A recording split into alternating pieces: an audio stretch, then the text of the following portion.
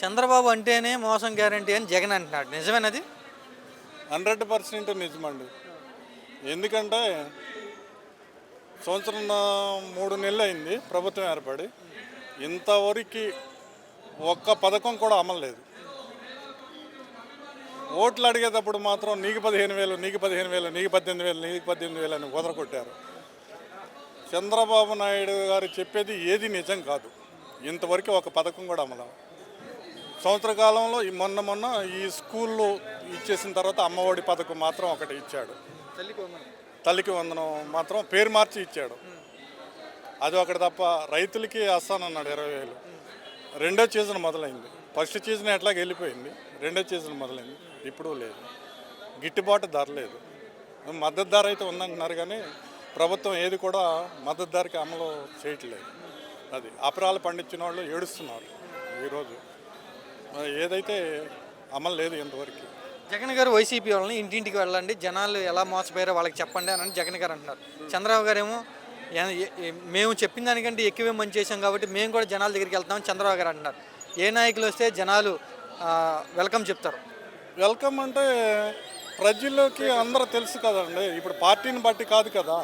ప్రజలు జగన్ గారు మాట ఇచ్చినవన్నీ అమలు చేసేసారు. మరి చంద్రబాబు నాయుడు గారు అమలు చేయట్లేదు కదా. అది ఇప్పుడు చంద్రబాబు నాయుడు గారు అమలు చేయట్లేదు కదా. ఎవరిని నమ్ముతారు? ఇచ్చేవాళ్ళని నమ్ముతారు. అది జగన్ గారా, చంద్రబాబు గారా, ఇంకొకళ్ళు అనేది కాదు, మోడీ గారా అనేది కాదు. ఇవాళ ప్రజలు ఏంటంటే అభివృద్ధి పథకాలు వస్తాయని ఎట్లా వేశారు, ఇంతవరకు ఏం చేయలేదు కదా. ఎట్లా నమ్ముతారు? నమ్మరు కదా, నమ్మరు. చంద్రబాబు గారు ప్రతి నెల కూడా 1వ తారీఖున మారుమూల ప్రాంతానికి వెళ్ళి పేద కుటుంబం దగ్గరికి వెళ్ళి పెన్షనే పంచుతున్నాడు. సీఎంఏ అంత ఉదాసీనంగా ఉన్నారు, చాలా జనాల్లోకి వెళ్ళిపోతున్నారని వాళ్ళు ప్రచారం చేస్తున్నారు. ఎవరు చేస్తున్నారు సార్? ఇప్పుడు వాలంటరీ వ్యవస్థనే తీసేశాడు. మారుమూల గ్రామాలకు ఎవరు వెళ్తున్నారు? కూటమి ప్రభుత్వంలో ఎవరు వెళ్తున్నారు? చంద్రబాబు గారు వెళ్తున్నారా? పవన్ కళ్యాణ్ గారు వెళ్తున్నారా? నారా లోకేష్ గారు వెళ్తున్నారా? మోడీ గారు వెళ్తున్నారా? ఎవరు వెళ్తున్నారు? మారుమూల గ్రామాలు, అసలు మారుమూల గ్రామాలు ఉన్నాయనేదే గవర్నమెంట్కి తెలుసా? మారుమూల గ్రామాల అభివృద్ధి కాదు, మారుమూల గ్రామాలు ఉన్నాయని అసలు వీళ్ళకి తెలుసా?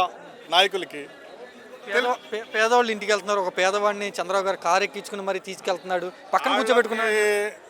కార్యకర్తల్లాగా వాళ్ళ మెయిన్ కార్యకర్తలను తీసుకొచ్చి ఎవరినో చూపించేసి అది బార్బర్ షాపులు, నీకేం చదువుకున్నావు, మీ ఫ్యామిలీకి ఏం కావాలి, అదంతా ఊతర కొడుతుంది తప్ప నిజ జీవితంలో ఏది మాత్రం చంద్రబాబు నాయుడు ఇంతవరకు అమలు అనేది లేదండి. నిజ జీవితంలో అది వాస్తవం చెప్పుకోవాలి. చాలా మార్పు వచ్చినట్టుందండి చంద్రబాబు గారు. గతంలో ఎట్లా ఉండేవారు, ఇప్పుడు ఎలా ఉన్నారు?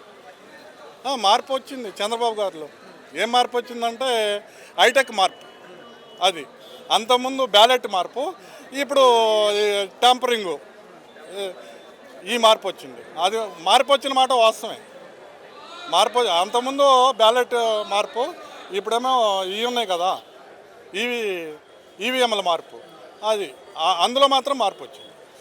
నిన్న ఒక ఆయన్ని చంద్రబాబు గారు కారులో ఎక్కించుకుని వెళ్తే సామాన్యుని కూడా చంద్రబాబు పక్కన కూర్చోబెట్టుకున్నాడు. అంత గౌరవం, ప్రజలంతే అంత అభిమానం. కానీ జగన్ ఉన్నప్పుడు 5 ఏళ్ళు బయటికి రాలేదు. జగన్కి చంద్రబాబుకి తేడా ఇదే అంటూ కొన్ని తేడాలు చెప్తా ఉన్నారు. దాని గురించి ఒకటండి, ఇప్పుడు ఆయన పక్కన కూర్చున్నది ఏ గ్రామానికి చెందిన ఆయన. సోషల్ మీడియాలో వాస్తవాలు చెప్పుకుంటే అది నిజమని నమ్ముతారు మిగతా వాళ్ళు కూడా.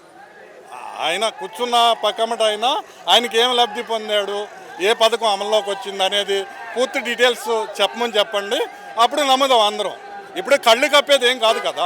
అభివృద్ధి అనేది కళ్ళు కప్పేది కాదు. చంద్రబాబు నాయుడు ఆషామాషి కాదు, 40 సంవత్సరాల ఇండస్ట్రీ అనుభవం ఉన్నవాడు. మరి అభివృద్ధి అనేది కళ్ళకు కట్టినది కనబడుద్ది కదా.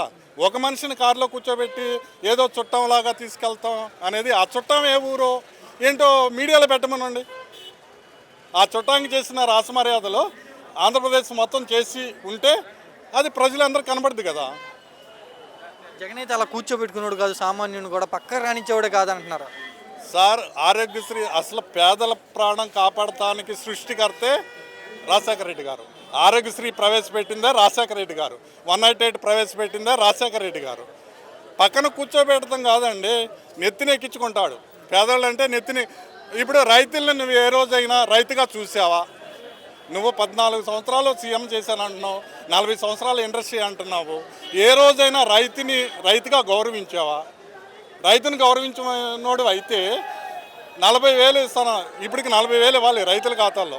4 రూపాయలు కూడా పడలేదు. సంవత్సరానికి 20,000 కదా. వ్యవసాయం సీజన్ స్టార్ట్ అయిన ఎమ్మటే పడాలి కదా 20,000.